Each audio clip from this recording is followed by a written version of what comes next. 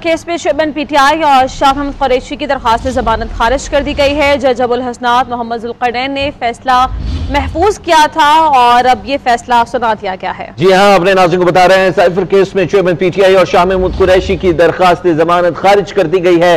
जज अबुल हसनात मोहम्मद जुल्करनैन ने फैसला सुना दिया है। महफूज शुदा फैसला सुनाया गया है। जज अबुल हसनात मोहम्मद जुल्करनैन की जानिब से मजीद क्या तफसीलात हैं बताने के लिए अदरीस अब्बासी हमारे साथ मौजूद हैं। जी अदरीस, आगाह कीजिएगा।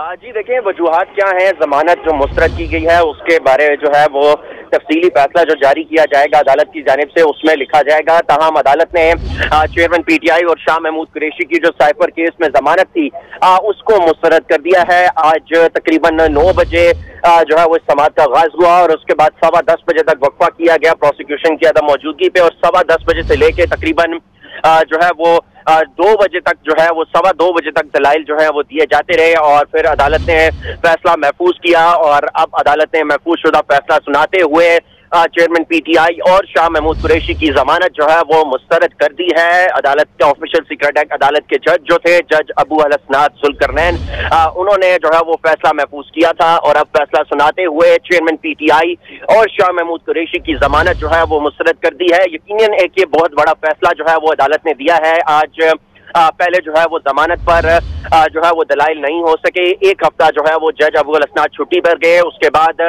जो सबसे पहली जमानत की दरख्वास्त की समाअत थी उस पर अदालत ने यह एतराज उठाया था कि आपने ये मामला जो है वो हाई कोर्ट में चैलेंज किया है और जब तक वहां से क्लियर नहीं होता तब तक इस अदालत में समाअत नहीं होगी। ये मामले की वजह से ये जो जमानत का मामला था ये लटकता रहा और आज जो है वो जमानत के मामले पर समाअत हुई। ताहम अदालत ने आज फरीकैन के दलाइल सुने और दौरान समाअत भी जज अबुल हसनात जुल्करनैन ने रिमार्क्स देते हुए कहा था कि आज ही दलाइल मुकम्मल होंगे और आज ही जो है वो इस केस से मुतल्लिक फैसला सुनाया जाएगा। तो अब अदालत ने चेयरमैन पीटीआई और शाह महमूद कुरैशी की जो साइफर केस में जमानत थी उसको मुस्तरद कर दिया है। जी ठीक है अदरीस, इस हवाले से बताइएगा कि आज जो दलाइल दिए गए थे अदालत में वो हतमी दलाइल साबित हुए और उसी बिना पर ये फैसला भी आज महफूज किया गया जो कि अब सुना दिया गया है। ये कहिएगा क्या दलाइल दिए गए थे और उन दलाइल पे अदालती रिमार्क्स क्या थे? जी देखें कि एक तवील दलाइल जो है वो प्रोसिक्यूशन की जानिब से भी दिए गए थे और पीटीआई वकला की जानिब से भी दिए गए थे। जो सबसे पहले वकील सलमान सफदर हैं उन्होंने अपने दलाइल दिए और उन्होंने कहा कि साइफर का मामला है, साइफर वजारत खारजा में आया और उसके बाद प्राइम मिनिस्टर हाउस में गया, जिसका जो जिम्मेदारी है वो प्राइम मिनिस्टर ऑफिस की जो अमला है उसकी है कि संभाले, वजीर आजम का काम नहीं है कि वो इसको संभाले और साइफर जो है वो चेयरमैन पीटीआई के पास नहीं है।